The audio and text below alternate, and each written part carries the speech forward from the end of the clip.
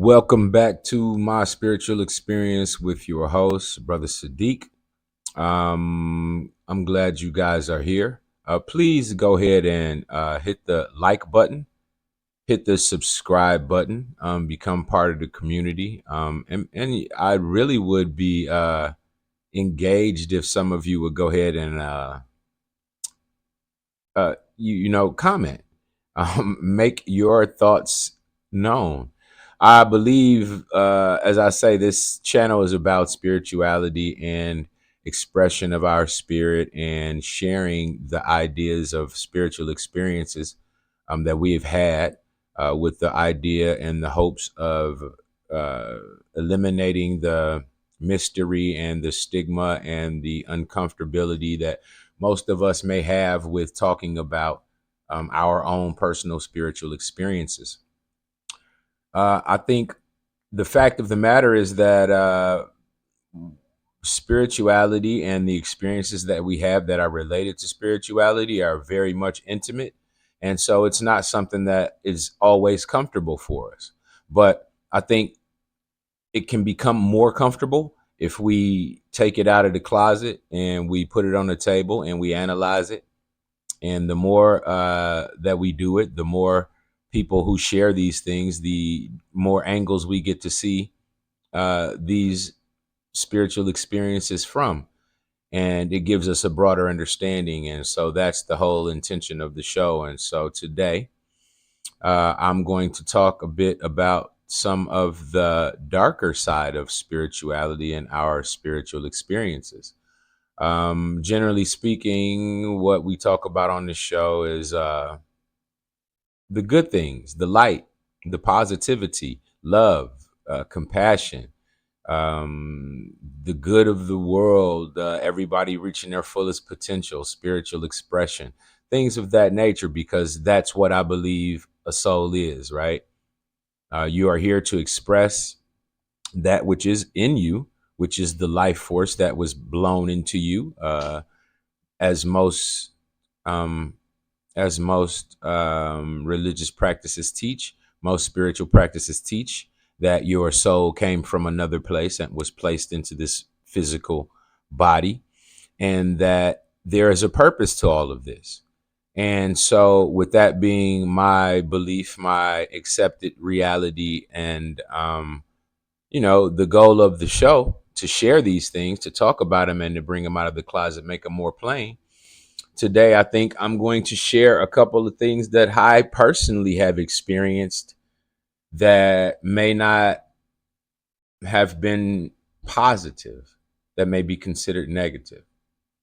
And so today, that's what we're going to talk about. A couple of experiences that I have had, and I would imagine other people have had. I've heard stories about the shadow people and the ghosts and hauntings and poltergeists. A lot of people find these things fascinating.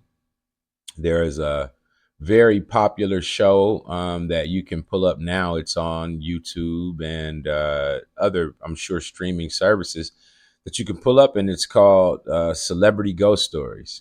Yeah, one of my favorites. It was pretty interesting to me growing up. I always thought it was interesting to see people talk about those spiritual experiences that they've had, whether they be ghost stories or something positive where there was a gift or a helping that was brought to them, or something that pulled them out of some deadly scenario. These are very interesting to me, and that's so shout out to Celebrity Ghost Stories, as one of the things that kind of fed the inspiration for this show, right? The idea of speaking about these experiences that we've had. So today, as I said, I am going to share a couple of experiences that I've had with the unseen, or the mysteriously unexplained, or for lack of a better word, ghosts, right? Shadow people, all of these things that have been, a part of our consciousness on some level or another, probably throughout history.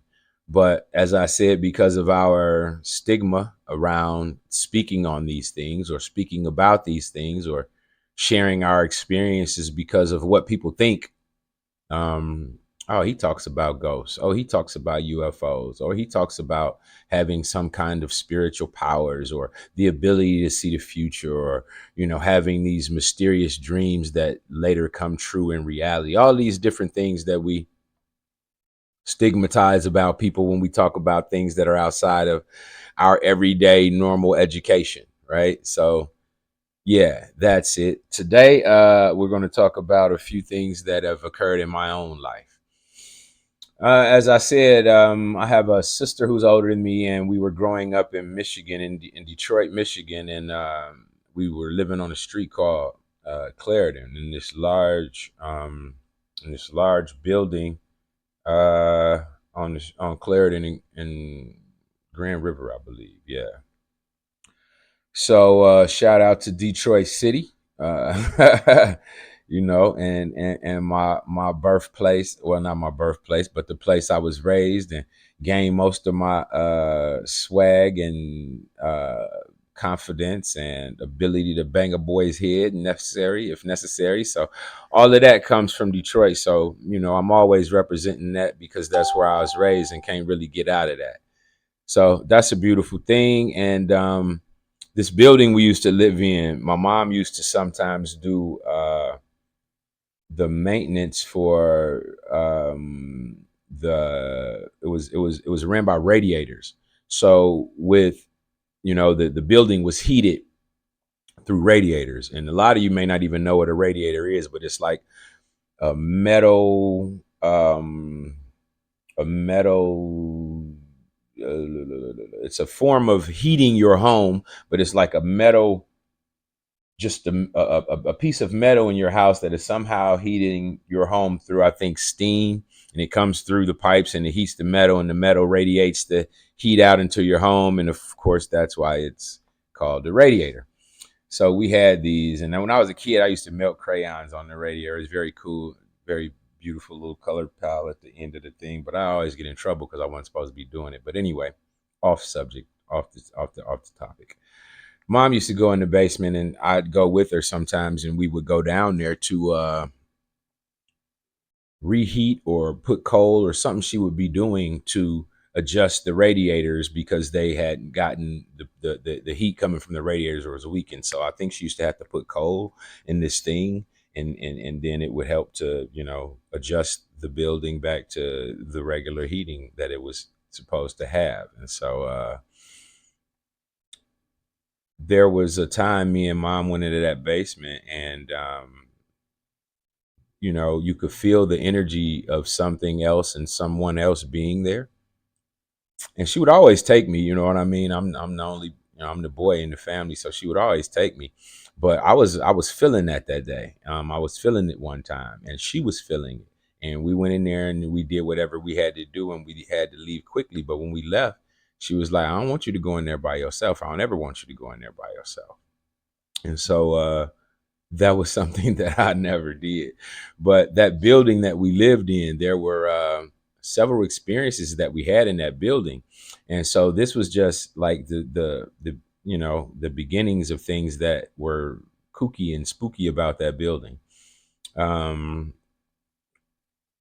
so the setup of that building, the front of the apartment that we lived in was my mom's room, and it had like these double doors that you could close. And in another time or in another setting, it would probably be like a sunroom, right? So there were double doors and all of the windows to the front of the view of the outside of the house, which would probably, like I said, have been a sunroom in another time financially, etc. But it was my mom's bedroom.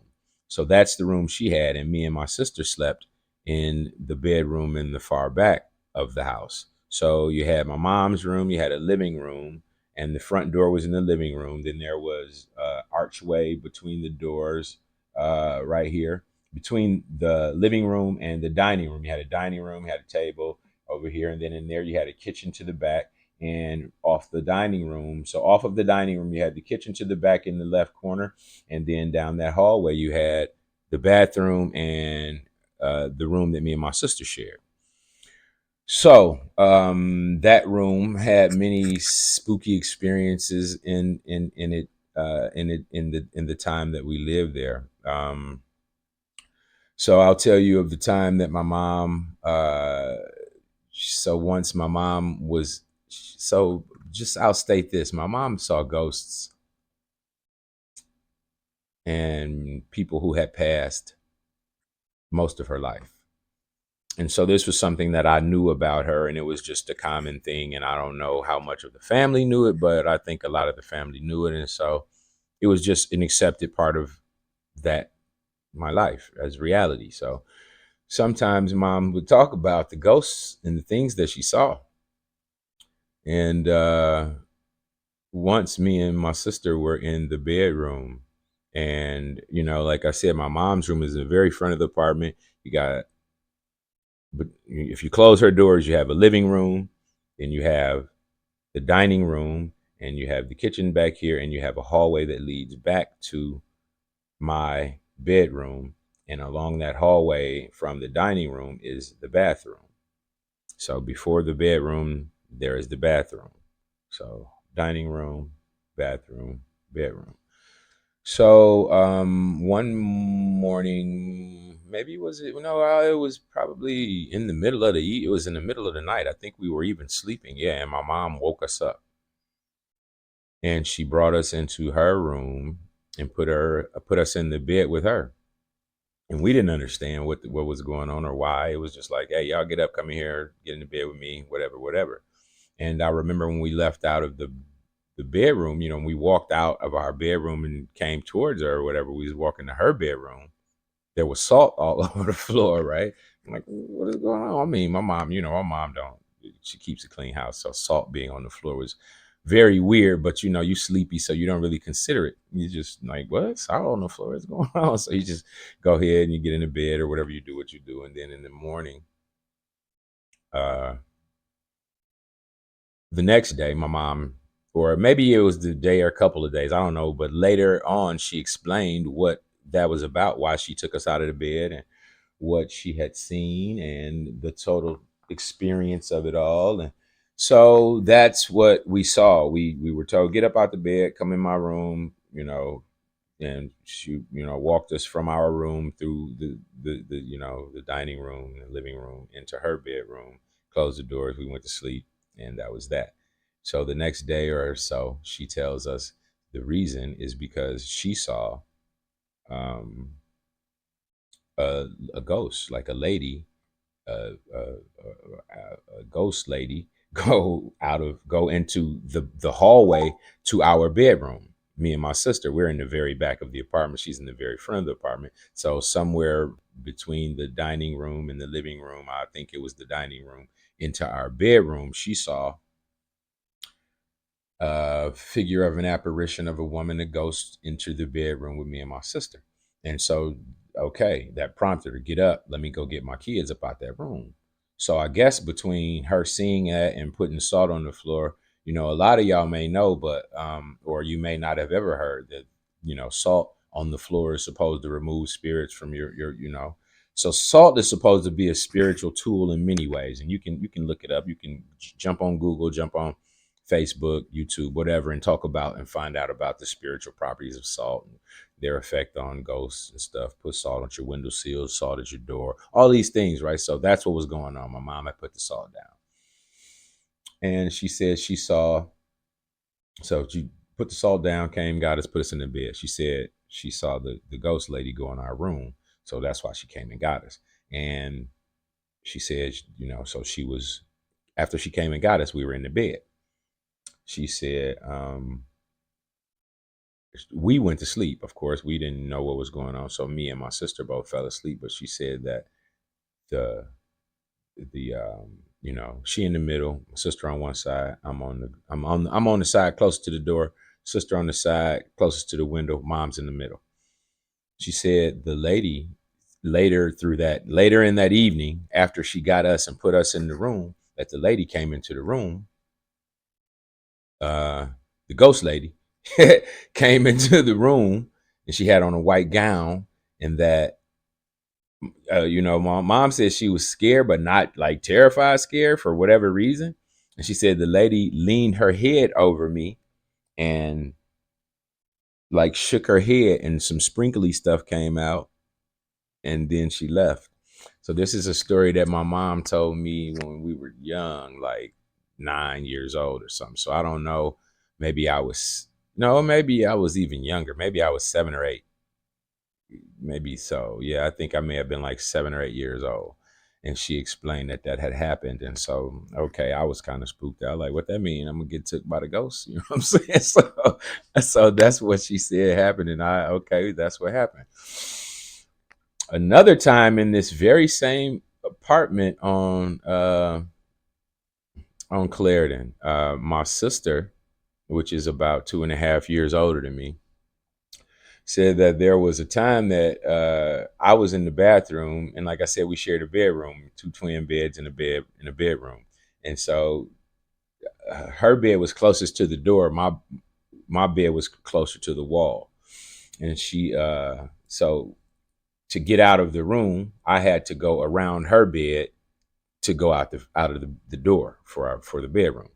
And so one day it was whatever, I don't know, I go to the bathroom, and I'm in the bathroom or whatever, and she's in the bedroom, and she says that uh she hears the noise like somebody sat on my bed, right? Like, like, and so she turned around and looked, and there is an impression in my bed like somebody sitting on my bed. And she said she got scared and just kept looking at it. And then it she could recognize that there was something sitting on my bed, and there was an impression. She got up and ran and told mom and stuff like that. So that also happened in this apartment on Clarendon when I was a very young man. And so yeah, I'm just talking about these experiences because I believe they're, like I said, more regular than people think, and they just kind of go to show the air of spiritual energy and experience that has always been around my life, right? And like I said, people don't talk about these things because they're not comfortable. And then the fact of the matter is that if you don't talk about the things that you experience that are, like somewhat important, somewhat relevant, that may even be uh life changing for other people, right? Because you're not on the planet alone. No man is an island, and everyone that you come in contact with, you affect one way or another, good or bad, positive, negative. You're going to have an effect on them. And so, if there is a thing that you have inside of yourself that should be part of your expression, as I believe all souls are just here to express themselves, right? To express the highest beliefs and energies and motivations that they can bring, and to do it fearlessly, because the goal of the matrix is to keep you in fear and afraid to say who you really are and shine your real light and you know be judged by the world. So that's the thing. We have the struggle, right? We have the struggle of explaining, oh yeah, this is who I really am, or let me stay in this mold that is comfortable for everyone who knows me and accepts this aspect of me. But I'm afraid to share this other aspect of me because they probably would think I'm weird, or they probably would think, yeah, he's crazy or whatever. You know how I go. So, you know, the spiritual experience has always been a part of my life. And so that's kind of why I'm talking about these things, because like I said, I think these things are way more common than we like to, recognize, or maybe we're afraid of it. So yeah, I won't deny there is, like, in myself and my own personal being, my goal and my efforts in life have always been toward righteousness and light and love and truth, peace, freedom, the goodness of God's creation and that which is. But I do recognize that the yin and the yang, the light and the dark, the female and the male, are opposite ends of the spectrum. And so there has to become within me a avenue into the darkness, into the darker realms of spirituality. And so that is something that I have a desire to explore, right? Never from a fearful perspective, or never from a perspective of, oh, let's go delve into the dark side and, corrupt our souls. Never that. But the reality that we live in a dualistic reality, right? We live in a, light and dark, man, woman, black, white, up, down. All of these things are the facts of the matter that produce creation. And so to have delved as deep as I have into the aspects of spirit that are related to light, I think it is just as, I think for me, it is becoming just as important and prescient, especially in these times, to take a broader, deeper look at that aspect of our lives as well, right? The spiritual aspect that may be considered the darkness that makes most people afraid. Shadow people, ghosts, um, possession, right? All of these things are relevant aspects of spirituality. And I don't think fear is the way to deal with them. And so I'm going to talk about them in the extent that I have knowledge, in the extent that I have a breadth of understanding of what they may be, or or or share my continuing education on these things. So yeah. When I was in Job Corps, there was I was in Job Corps in 91 in Southern Illinois. Golconda Job Corps. It's on the river down there, Southern Illinois. It's on the river right across from, I think, I can't remember. I'd have to ask some other people, but it's on the river, Golconda, Illinois. So it's just Southern Illinois, SIU. I think that's I don't know, Illinois River, maybe. I'm not sure. But anyway, our center was in the woods, and it was right on cliff edges and whatnot. And so there was a story in Job Corps about Duckmouth, right? Cat named Duckmouth. I can't remember what city he was from, but the story goes that Duckmouth, they are, we used to go in the woods often, hang out. It's something to do when you sit, after work or whatever, you go in the woods, go hang out, mess around in nature. But the story goes the Duckmouth got pushed off one of the cliffs, and that his ghost was haunting the center. And so this was the story, Job Corps, 3 Mile Road, Golconda. Back in the day, this was the story that Duckmouth was haunting the center. Well, I was a Bay leader. D was a Bay leader. It was a cat named Jess. He was a Bay leader. So it's like 4 bays on each side of a dorm. So you got 1, 2, 3. Yeah, you got 4 bays on this side. Then you got like a day room area where you come in the entrance of the building. Other side, like equal balance, 4 other, uh, 4 other, bays. Bays are basically sleeping areas that are kind of open more so than having walls with doors on them, right? So it's a walk-in area. You got bunk beds in there. You got your closet space, et cetera, et cetera. So I was a Bay leader. D was a Bay leader. Jess was a Bay leader. Can't remember who else the Bay leader was on that side. But anyway, Jess is this tall dude from Chicago.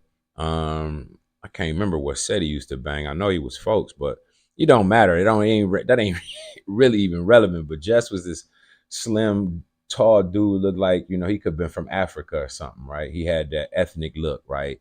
Like a voodoo king or something. You know what I mean? Dude had that ethnic look, like a very dark skin, kind of a long face, very slim build, slim muscular build. You know what I'm saying? He had that Papa Legba kind of energy and look about him. But anyway, point being, one day, it was shut to down time, and we putting everybody, everybody, the bay leader got to make sure everybody, down and the lights out and everything, et cetera, et cetera. So one night, I sleep at the end of the bay, right next to the window. I got a chair next to my window, you know what I'm saying, and so a table or whatever down there. But the lights out, and I'm in the bed. The bay is already shut down. I'm in the bed, and I see somebody run to the foot of my bed, right? Like out of the corner of my eye. I'm adjusting whatever on my table, and I turn around, and it's like I see somebody drop down, like at the foot of my bed, like, like they ducked, right? So I'm like, what? Like, and it looked like Jess, right? Tall, dark, slim dude. So I'm like, dog, quit playing, man. You're a bay leader, bro. You supposed to be getting your bay down. What you over here, you know what I'm saying?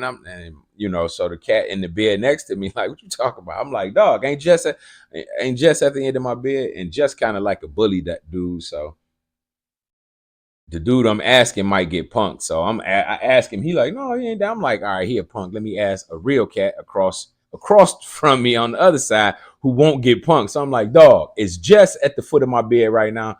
You know what I'm saying? He like, nah, bro, I don't see nobody at the foot of your bed. So I look under my bed. I don't see nobody. You know what I'm saying? He ain't nobody there, right? I'm shook, shivers. What they say, the hair on your neck stand up, a little coldness down the spine. Like, whoa!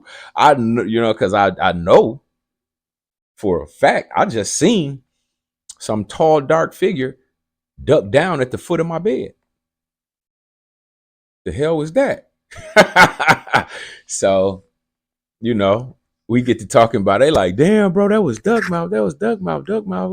All this shit, all this shit. So that come up. So that's another experience with the ghost realm. And then there was another experience in a Job Corps. So long story short, me and my brother got kicked out of the Job Corps center that we were in Southern Illinois, Golconda. We got transferred because the center that we were at was all male center.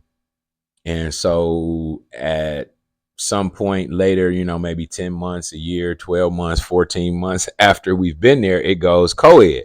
Girls coming to the center. Long story short, we get caught in the girls' dorm trying to get some, and the staff don't know what to do. So they send us home.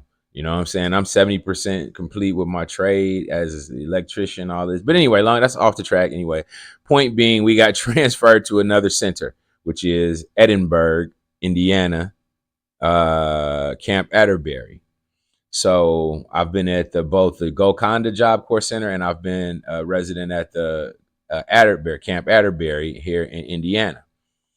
So me and my brother down there at Camp Atterbury, and I ain't even finna go into the whole extent of it, but it's, like you said, these bays have doors, so they're actually rooms. So we have rooms. We're roommates with some other people.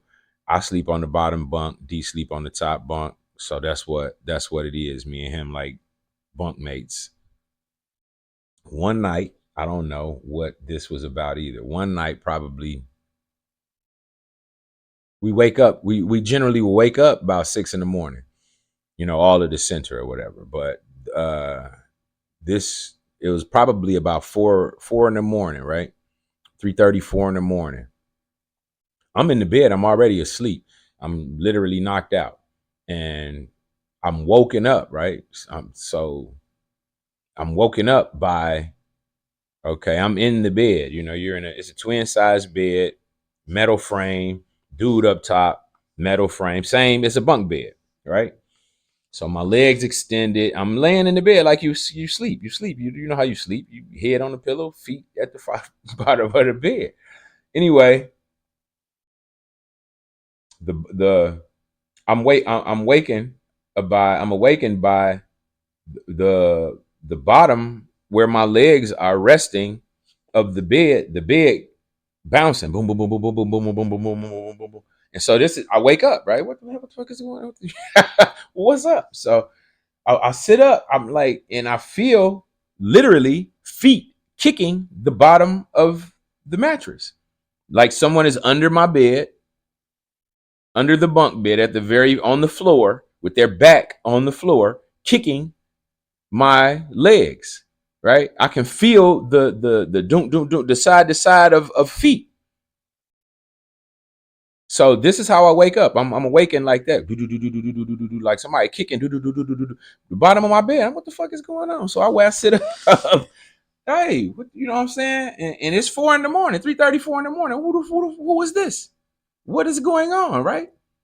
So I sit there for a minute and it's still going, right? I'm awake. It's do. I'm literally moving, feeling feet. And then like it woke me, it startled me. You wake up, what the fuck is going on? Hey.